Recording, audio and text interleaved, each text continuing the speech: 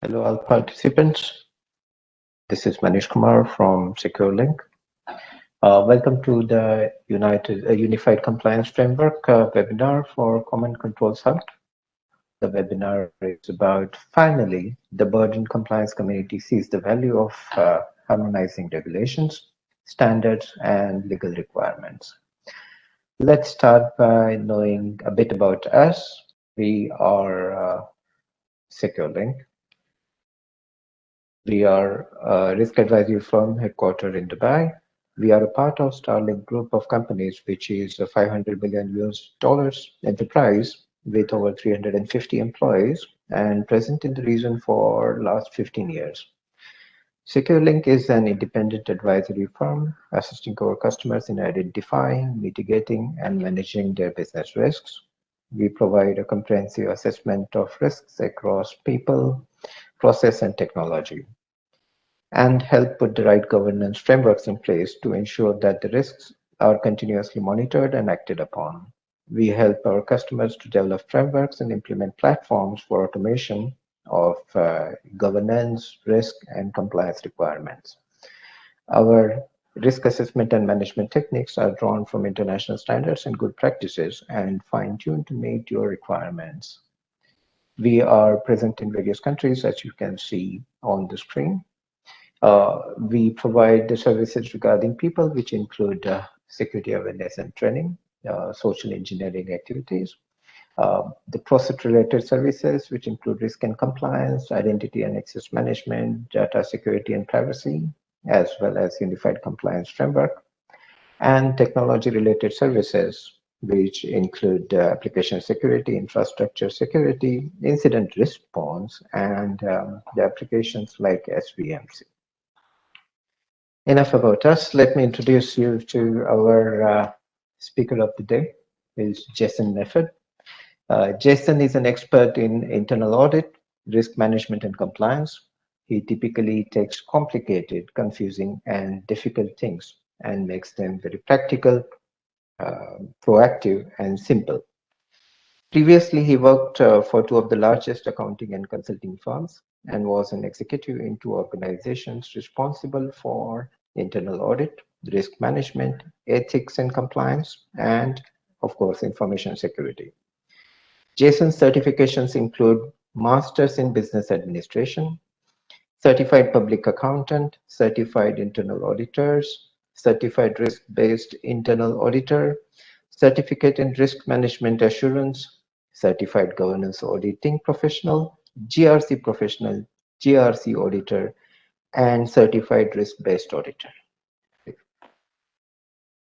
Jason, in today's webinar, you'll be taking us through the topic related to Unified Compliance Framework.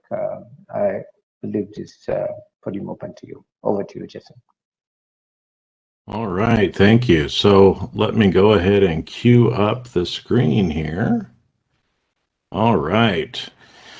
So yeah, there was a lot of different things, when you signed up for this that we're going to talk about today. So let's just jump right in and get going, because one of the things that a lot of people end up doing that wastes a lot of time in organizations is auditing things many, many times. So we're going to talk about how you don't have to do that anymore. We'll look at identifying some of the gaps that you may have and some easy ways for you to do that. But really, a lot of it is about how you can actually harmonize a lot of these different compliance requirements that you have and create something that is customized for your particular organization. Okay, and so you're going to see that as we jump into it. We may not go in exactly that order, but by the end of this, we're going to give you all that information. And I think as well, we're planning to spend a few minutes at the end to answer some questions. So if you have questions, I think make sure and put some of those into the chat area as well. So, a lot of times people end up, this may have happened to you, right? Where somebody comes in and says, hey, you know what, I think it's, we need to comply with some of these different things. So figure out what it is, right? And a lot of times people just throw names of different documents to you, and you've got to figure out what to do. So does that sound familiar? to what you're having to deal with in your organization. So there's really a lot of different steps that you have to go through, and we're going to talk about some of them today. But one of the great things about the Unified Compliance Framework is it helps you get a lot of these things off of your plate, because I'm sure that you're already busy, you're working a lot, and you're just thinking, my goodness, there is a big burden here. How can I make this so much easier? So let me just kind of jump through this. I'm going to show you a little bit about what some of these different steps are, because you may or may not be aware of them, if you're going to end up complying. So first thing, you have to figure out, which of these documents am I actually going to follow? You've got to read those documents. You got to look at the citations, figure out what the mandates are. So that means, what is it that I actually have to do? Then you have to figure out, what do those mandates actually mean, and what is a control that I can actually do to fulfill that particular requirement. Now, if you're like most organizations, there's lots of different authority documents that you have to follow. So you don't just have to do that for one document, but you might have to do it for 5 or 10 or 20 different documents. And then you have to go back and you have to start comparing between all those different documents, what we call kind of crosswalking. Then you've got to deduplicate and harmonize between those different documents, because a lot of the documents are asking you to do exactly the same thing, but you don't need to do the same thing 5 times. But unfortunately, that's what a lot of organizations are doing, which is causing a lot of that additional burden that they don't need to have. So once you do that and you figure out, okay, these are the different controls that I need to follow, then you've got to actually start documenting what you're doing, and then finally end up auditing what's going on. So a lot of times problems that people have is, how am I going to track all of these things? How do I harmonize them between everything? Now, a lot of organizations are doing this very manually, and we'll talk about that. But really, you're on, the fact that you're on today, you want to have something that's more easy to use and something that is scalable to your business. Because what we've learned in the last 20 years, compliance is not getting any easier, it's getting a lot more complex.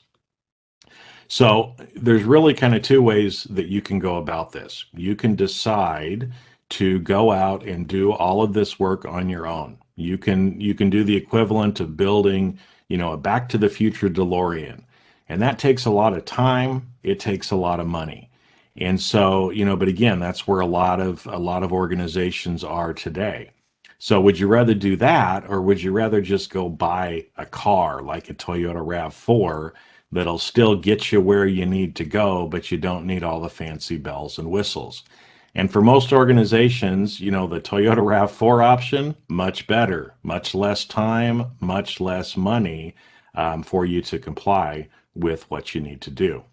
It's also kind of like, as I told you to begin with, a lot of organizations are doing things very manually.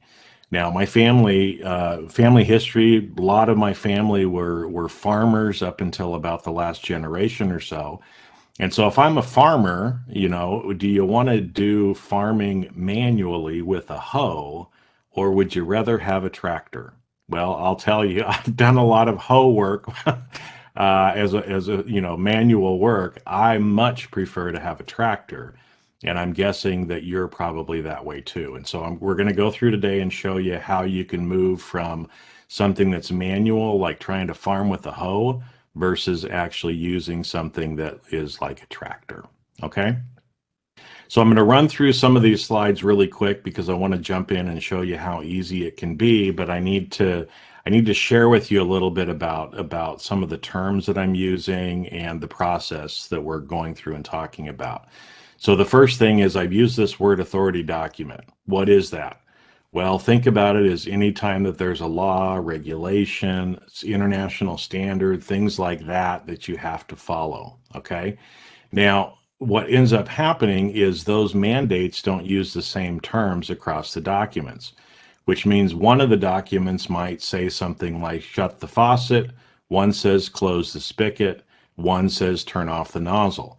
And so you're left to wonder, what, are those things the same thing or not, right? And so one of the big areas of time is trying to figure out and arguing within your company Is shut the faucet, close the spigot, and turn off the nozzle, are those all the same thing, right? So that's one of the first steps. Now, then you have to start defining certain terms, right? Because what do these different terms mean? What is a faucet? What is a spigot? So you can either create your own dictionary, or you can use one that's off the shelf, like one that UCF has created over the last 20 years. Now, not only do you have to come up with that dictionary, but now you also have to start defining certain nouns and certain verbs. And so, for example, on the left, the citations might use different words like request access to personal data, request by a concerned party. Well, what are all of those terms, and how can we actually have a harmonized term, something like personal data request, so that every time we see one of the citations on the left, we're going to say what that means is I have a personal data request. So you have to do that with nouns. You have to do the same thing with the verbs as well, right? And so again, you can see the words on the left. You have to go and figure out what does that mean. So again, if you choose to do it yourself, build it your own, you're going to have to come up with what all of those different terms are, or you can use an off-the-shelf option. Now, you also have to come up with a common control. So you can see here that we've used provide access and personal data request. Those are two of the terms that were defined before, but now we're able to map some of those mandates back to a particular control. So even though some of these documents maybe have used the same or similar words, now we're able to have one common control that we're able to use and have mapped back to all of those different documents that we have to deal with. Okay, so again, what's a common control that UCF has? It's doing like this. It's taking all of these different terms, turn off the faucet, shut the tap, shut the water valve, close the spigot, tighten the nozzle, and figure out that all of those we're going to call shut the faucet. But when we see something like swing the tennis racket, we know that swing the tennis racket is not the same as those other ones, so we're not going to map that mandate back to that control. Okay, making sense so far? So again, one of the things that you have to do is, once you kind of figure that out, now you've got to start also looking at and crosswalking, and you can do it manually or you can do it kind of in an automated fashion, but you've got to start looking at some of those different citations from those different documents and say, okay, I've got this stuff up here under number 1. Well, is that really the same as number 4? Is that the same? So you can go through and do that on every single control, or you can take a common controls approach, which again, what we're showing is the wording that you see on these 4 different citations have all been mapped back to the same common control. And so again, from a deduplication standpoint, instead of putting 4 controls in place and auditing it 4 times, you only have to do it 1 time. Now, that sounds a lot better to me, a quarter of the work instead of having to do it 4 times. So again, there's 2 different ways that you can do it. You can do this all yourself, or you can choose an off-the-rack option. And so what I'm going to show you today, Unified Compliance Framework and the Common Controls Hub, is really the equivalent of going out and getting a Toyota that's going to end up doing pretty much everything that you need it to do. Okay, it's not going to travel back to 1984 or whatever that the DeLorean might do, but most organizations probably don't need to do that anyway when they're complying. And what it really does, again, is it takes you from something where you're manually trying to farm with a hoe versus having the power behind something like a tractor. So what's the Unified Compliance Framework? Well, it's a framework that has mapped about 1,000 different authority documents, hundreds of thousands of mandates, and have mapped them back to the same 10 to 15,000 common controls. And so what it means is a lot of that work that we were talking about before that you would have to go through with defining all these terms, coming up with your own common control, has already been done, right? So you end up saving, usually for most organizations, thousands of hours of work just from that point. Now, because it's a framework, You can see as well that, each of the authority documents and citations are mapped back to particular controls, but those controls then are also linked to other things.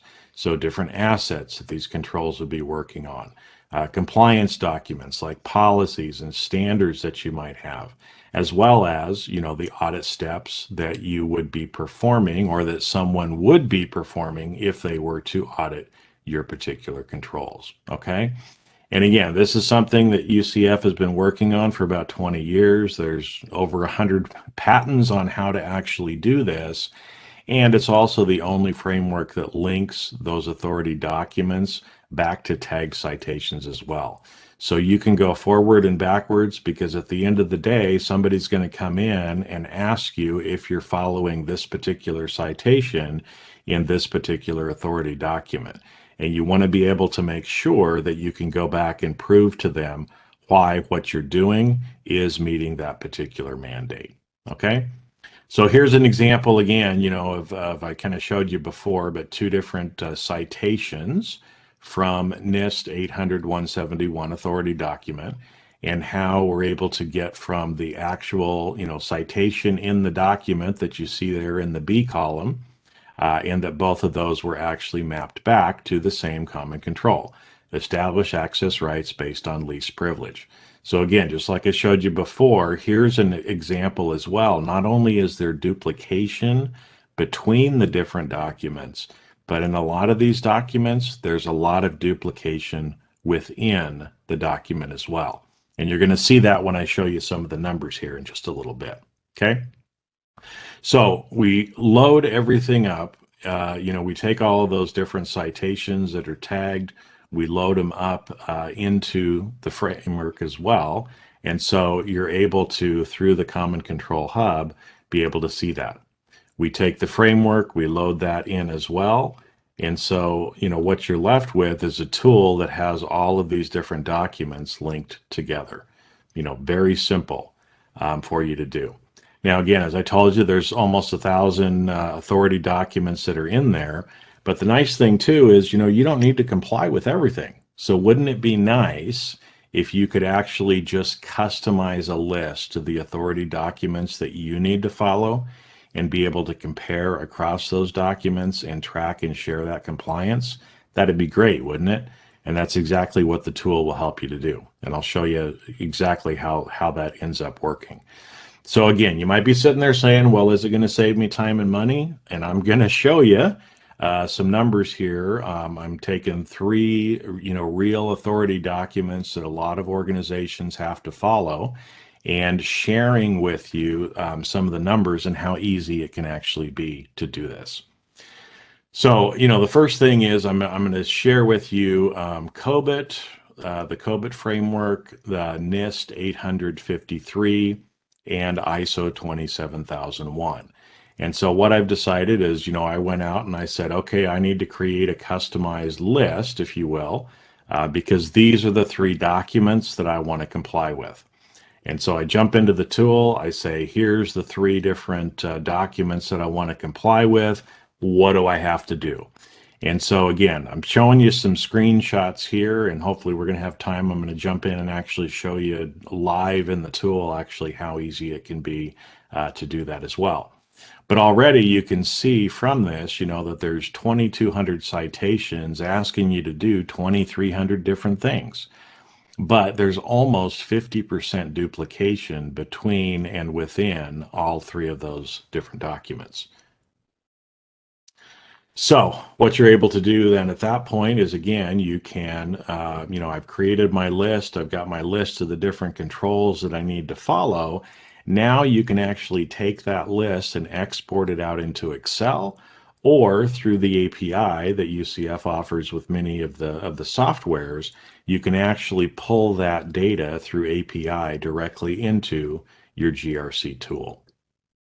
So, and what you can also see is in this example, I've highlighted one of the columns, or the rows here, where one of the controls that I'm going to have to follow is called control access rights to organizational assets. Now, as you can see, that's an example of one that all three of my documents are asking me to do, which means, when I put that control in place and I control the access rights to organizational assets, do that one common control, I'm actually complying with all three of those particular documents. Okay. So let me show you some of the numbers here as well to kind of again just highlight what this really kind of means to you. Okay, is that ISO 27001 has 518. Well, you can see the numbers here, but within that document, there's about 28% duplication, 30% in NIST, and 54% in COVID. Now, when you start adding all of these things together, and I showed you again all those different steps that you would have to go through, right? Of creating your own dictionary, creating your own common controls that you're going to try to map to. And what it ends up showing us is, if you're as fast as our mappers at UCF, which they do this all day, every day, so you're probably not going to be quite as fast as them, but it takes them 20 to 30 minutes sometimes to be able to map each of these mandates to a control, which means if you were to do this on your own, it's going to take you over 700 hours just to do the initial mapping of those citations and mandates to controls. And so, again, what you're saying is there's also almost 50% deduplication, which means without using UCF, you're going to have twice as many controls, which means twice the effort, right? And again, those hours to map, which is almost 20 weeks of work. Okay, 20 weeks of work. That's like 5 months of doing this. Doesn't include that additional time for crosswalking, harmonizing, deduplication as well.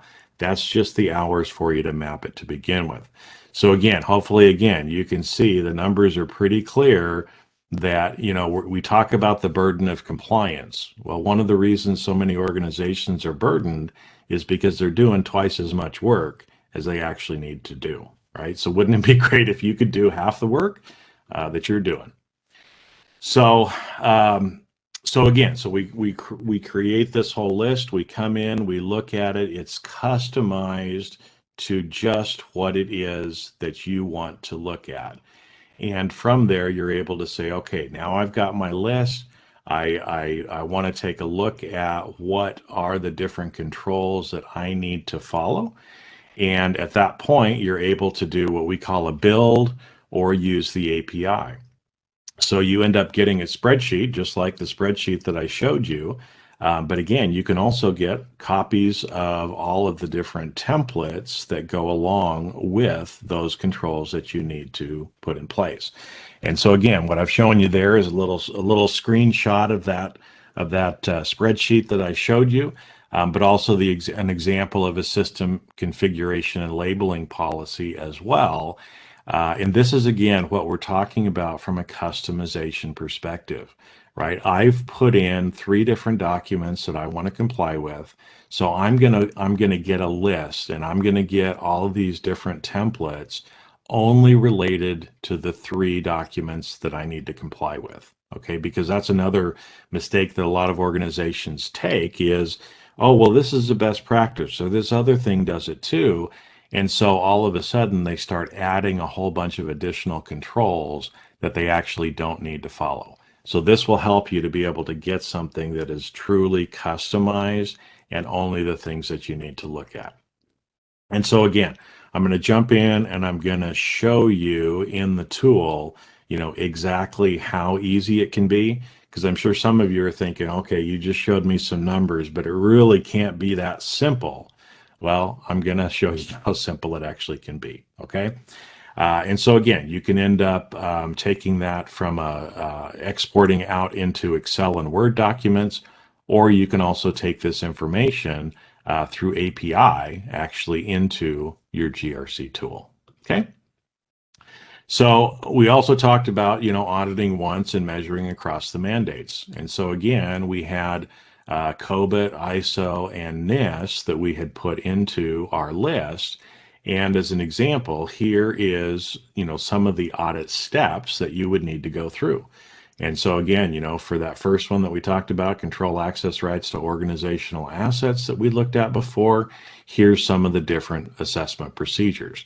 And again, you do it once on the one common control that you're following instead of doing something similar 4 or 5 times, right? And so not only does it take longer to audit, because you have lots of different groups within your organization that are auditing the same thing, but the people who are being audited by the 5 different people also can't get their job done because they're spending all their time, with auditors.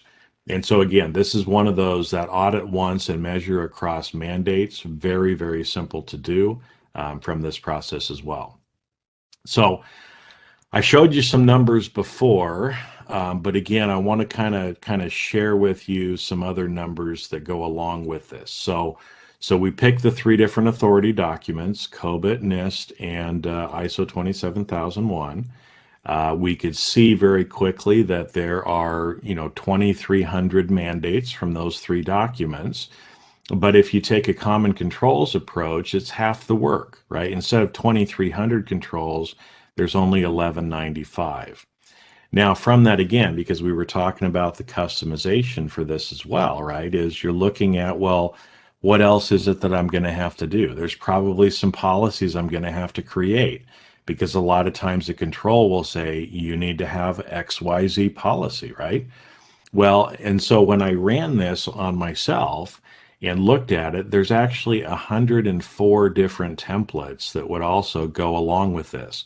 So again, standards, policies, other things like that, that are things I'm going to have to implement or put in place in order to be able to follow that particular control. Now, there's also 480 pages worth of audit questions. So again, if you're an auditor and you're having to audit some of these areas, those 480 pages are a good start for your work program. Now, even if you're not an auditor, how could this benefit you? Well, at some point, somebody's going to come and audit you, right? There's going to be an ISO auditor that walks in and says, I want to make sure that you're complying with ISO 27001. So, as the person who's being audited, I'm sure you'd like to prepare before the auditor gets there, right? And so, again, you can use those audit questions as a way for you to prepare for an audit as well. And as I told you, all of this can be generated in actually just a few minutes from the system. So, again, you might not believe me, so let me just jump right in here and show you. So let me switch my screen over, and let me check too as I'm doing this, because I see some of the questions or things that are coming in as well. So that I can kind of check that too, if there's some things that we can answer as we're going along. We are getting some questions. So let me jump over and show you how easy this can actually be to do, and then we'll jump in and start looking at some of these questions here in just a minute. So, when you log into the system, again, it's if you already know the documents that you need to follow, all I'm going to do is I'm going to start typing in ISO 27001. I'm going to see this is my document that I want to comply with. And you'll notice as I'm doing this that the numbers over here on the right are going to change. So I've added ISO. Now I want to add NIST 800. Oops, come on. NIST 853. And I want to pick the new version, and I'm just going to select moderate. And my numbers are going up again. Now I want to add COVID 19. So very quickly, I have my list of 3 particular documents here. Now, at this point, I can go through, I can save my list. I can call it something that I want to call it. In fact, I've already done this, so I won't go through that process as well. But again, in just, a minute or so, we're able to get a list and see here's all of the different controls that I'm going to need to follow, right? I can at that point, save my list, move to my next tab, which is build, select my list name, right? So if I were to move over here, I could select, one of the list names. I'm just going to randomly select one, hit generate build, and a few minutes later, the customized lists, the customized templates, all of that stuff will come over for you that you could export, or that you could export in Excel or Word.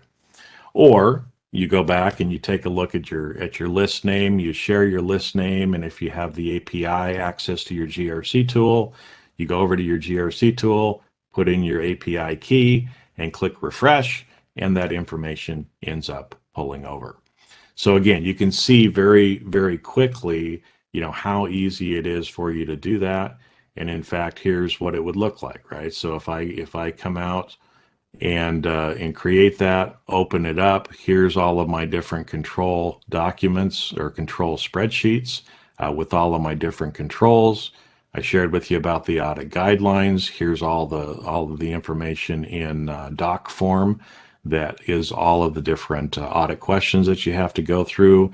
And here's all the different compliance requirements, right? Checklists, frameworks, plans, policies, standards, templates that all relate just to that list that I've created. Okay. So let me go back here. Oh, now let me show you one other thing here too, because sometimes that's how you can create this initial list. But a lot of times what ends up happening, and one of the really cool parts about the tool as well, is there's an option for you to be able to actually compare as well. And so what this looks like here is, let's take one of those that we were talking about today, which is NIST, because NIST just came up with a new version just a little while ago. And so what you can do is I'll run you through and show you kind of two scenarios, okay, on how you can actually use this and quickly compare. Maybe the usual business cases are, here's what I'm currently doing. Now I have to add a new authority document. Show me the gap. What's the difference? What am I already doing? What do I need to do to be able to tie in or comply with that new document? Okay, so I'll show you that one first. So let's just take, whoops, take my list that I created before. Here we go. COVID NIST ISO. So there's my 1100 controls that I'm already doing. And let's just say, for example, that now I have to also comply with something like GDPR. So I want to compare GDPR to what I'm currently doing. Now, very quickly, I can see that there is some overlap. 19 of the controls that I'm currently doing, GDPR also requires, but there's 234 new controls that I would need to follow. And so again, I can go down, I can see exactly what those are, the different ones that I need to comply with. I need to restrict access, okay, which is another control here that GDPR is going to require me to do. But again, very quickly, you saw how quick that was. I'm able to all of a sudden now start to really understand, what is it going to take if I have to comply with GDPR? Now, it's a little tricky, but in fact, what we just did in a couple of mouse clicks would take somebody 286 hours to do. And if you've ever done that manually, you know what I'm talking about, okay? Another way to use the compare tool, which is really handy as well, is to compare, well, what's the difference between the current, Rev 4 of NIST versus Rev 5? Well, let me just find that out. If I look at NIST 853, and I go down and I find the old version moderate, Rev 4 moderate, and I compare that to new NIST moderate, I can very quickly see that 605 of the things I'm currently doing, I'm all right with. right? New NIST requires that, old NIST required it, great. Don't have to do anything different on 605 things. 35 of the things I can probably stop doing, and here's my list of 127 new controls that I would need to add to be in compliance with the new version of NIST. Now, again, very, very deceiving how much work it would actually take to do that, but that would take a human about 150 hours to do that we just did in a couple of minutes. So that's a little, again, we jumped in, we kind of walked around the system a little bit for you to be able to see how it actually works. So let me kind of move all my stuff around here and see what questions we have and what we can answer here in the last little bit and continue our talk. So let me see here. Got a lot of stuff coming through here.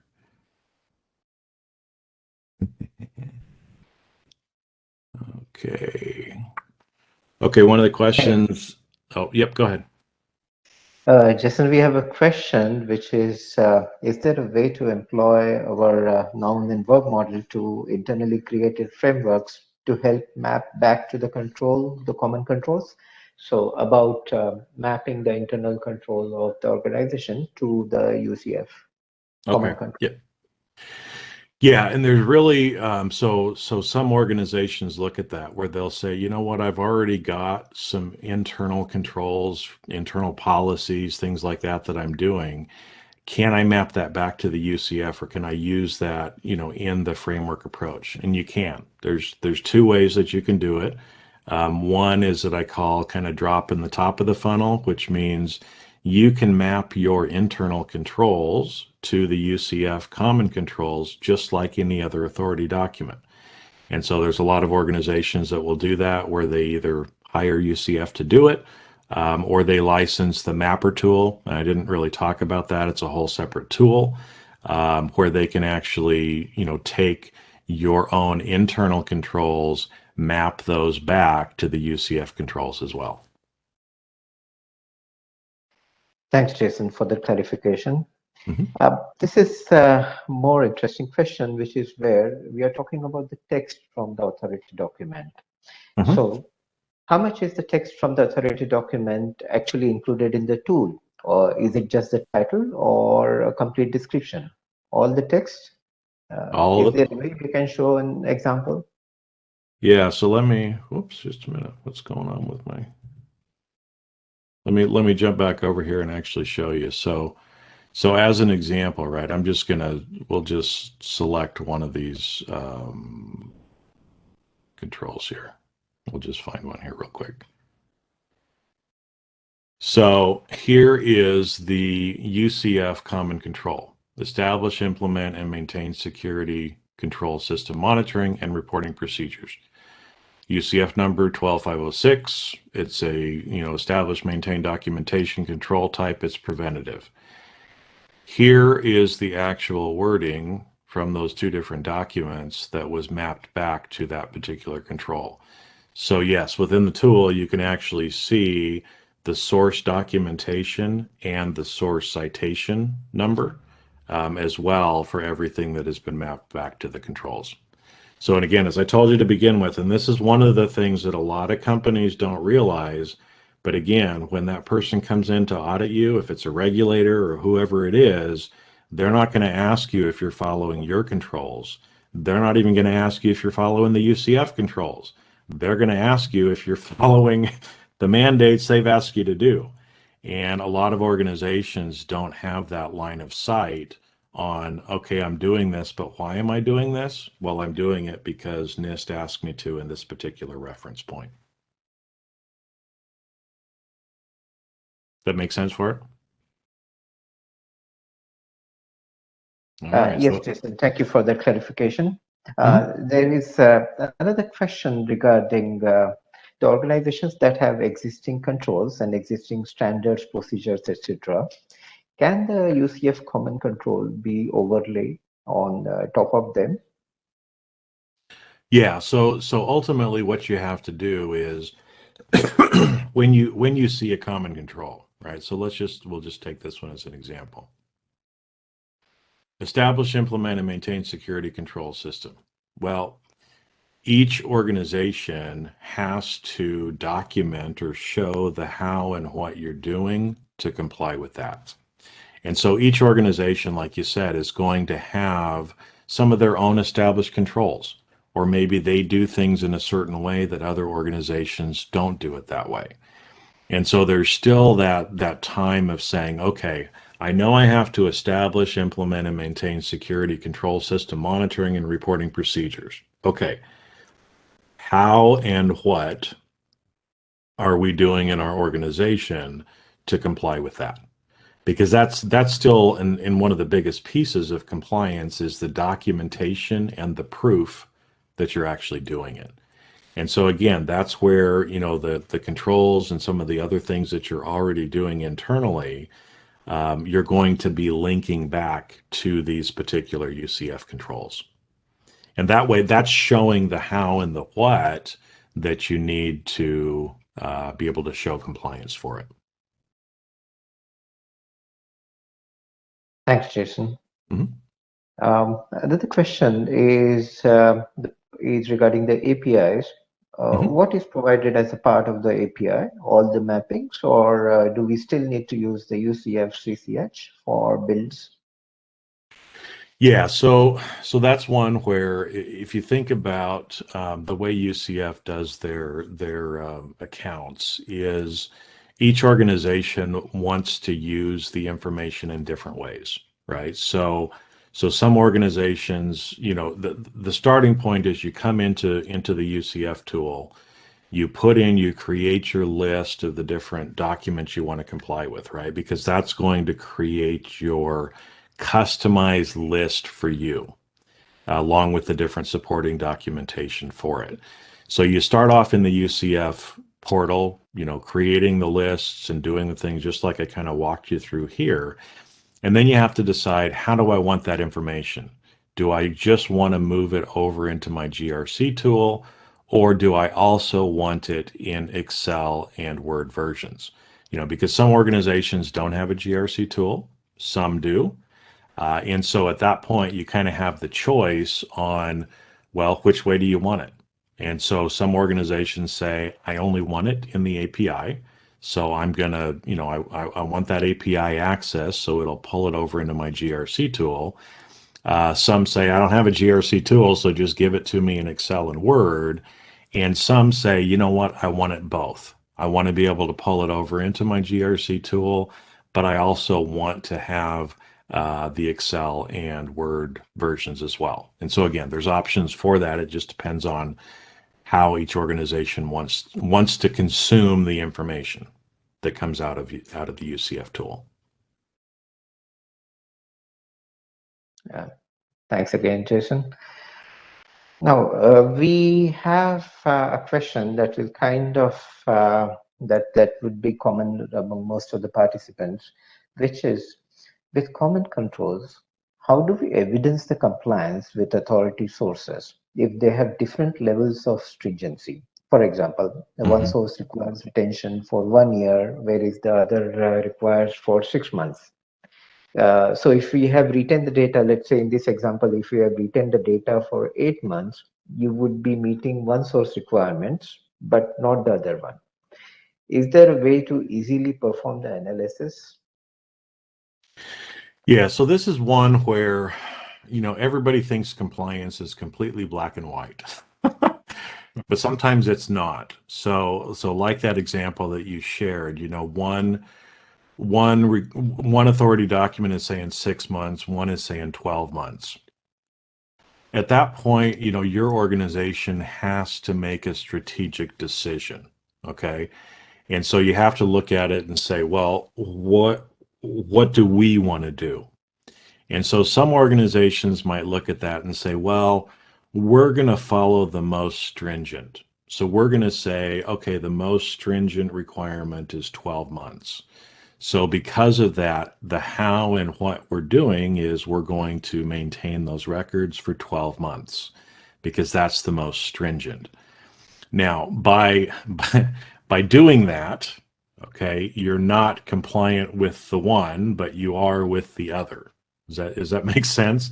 So even if you say, look, I'm doing 8 months, and one requires 6, one requires 12, you just have to make that strategic decision on what you're going to do. Because, like you said, a lot of these authority documents are going to have different levels of stringency in what they're expecting you to do. Same thing comes up with passwords a lot of times. How often do you have to change passwords? What kind of passwords do you have to have? Alphanumeric, special character, right? And so what you end up doing is, again, it's a strategic decision. You look at what the different kind of detailed requirements are, and then you pick what works best for your organization. And the reality is, you may not be completely compliant with everything, but the other point to it is often these documents contradict themselves. And so, don't forget that you still always have to strategically make a decision on what you're going to choose to do or choose not to do. And in fact, there's some organizations that say, I'm choosing not to follow that requirement. It's their choice to do it. Now, the regulator might come in and say, shame on you for not doing it. I'm going to fine you. But that's okay, because some organizations, still choose not to do it. They'd rather pay the fine than actually go through, because maybe for them it's cheaper to do that than to comply with it. So hopefully kind of answer that one. That does, Jason. Also, another question is regarding the standards having cost. So if you are taking up the UCF, would you also be paying separately for the standards? Well, it depends Directly or on, indirect? yeah, it depends on the standards. So certain standards like ISO standards, you have to check and look at the requirements for each of these. But let's take ISO standards for an example, because it's an easy one. In order to follow an ISO standard, I believe that ISO requires you to purchase the standard. Okay. So in our example here, I'm showing you, we're providing you the mapping from that. But yes, your organization should also purchase the ISO standard, because that's what ISO requires. Right now, some of these things, they don't require you to buy them to follow them. And again, that's just something you'll need to each organization would need to check on and see, is this an authority document that I'm supposed to buy in order to use? And if I do, then I should buy it. If not, then again, we're providing the mappings, not necessarily the authority documents themselves. That clarifies it, Jason. A related question regarding the common controls getting updated. For Mhm. example, the wording is getting changed real time by UCF in the client's GRC tool. This is from one of our existing client. Let's say this happens for ServiceNow GRC suite. Is there a notification that is sent to the client, or how should the client keep track of the updates? Yeah, so each organization still has the responsibility, right? Because UCF is not telling you which documents you need to follow. So each organization still has the requirement to figure out, which documents do I need to follow, and did that document change? Okay, so you still have that obligation, if you will, to keep up to date. So again, let's say you were following NIST, right? And I don't think Rev 5, I can't remember when you have to be compliant by, but if you didn't realize there was a change, if you never went out and changed it in your list, then you're probably not going to be complying with it, right? So it is still important for you to be monitoring changes and updates to those authority documents. Now, what I'll tell you, from the UCF side is, once, a document that's in the public library, when it becomes in its final form, then we'll go through and do the mapping once the final form is done, right? And it's not automatically updated in your list. That's something, again, where I would need to come back, and grab one of my lists here. And I could come back in and say, hey, which ones are in here? Well, I don't need to follow this one anymore. I'm going to unselect that and I'm going to add the new one, right? And so again, it's not it's an at-rest API, so you have to trigger it. And the reason for that is again, different companies may choose not to comply with an updated authority document. That's their choice, right? And so again, it's completely customized and at your discretion on what stuff you're going to pull over. So in this instance, right, we'll just use NIST because we were using that as an example. In your current list, you might have Rev 4, but you're doing work, to start trying to figure out what it would be to comply with Rev 5. At some point, you're going to determine, okay, beginning of 2022, we're going to be compliant. So at the beginning of 22 or the end of 21, I'm going to take out old NIST, add new NIST, and I'm going to update my API and pull the new stuff over into my tool. All right. So that's again, it's all customized. It's all in your control as to when you do it, because some people are still using a couple of old versions of certain documents, and that's their choice. Staying with the current UCF users, again, this is for ServiceNow policy and compliance. How often should the user perform a refresh or refresh the build of the authorized documents? The simple answer is anytime something changes. Okay. Now, sometimes there will be some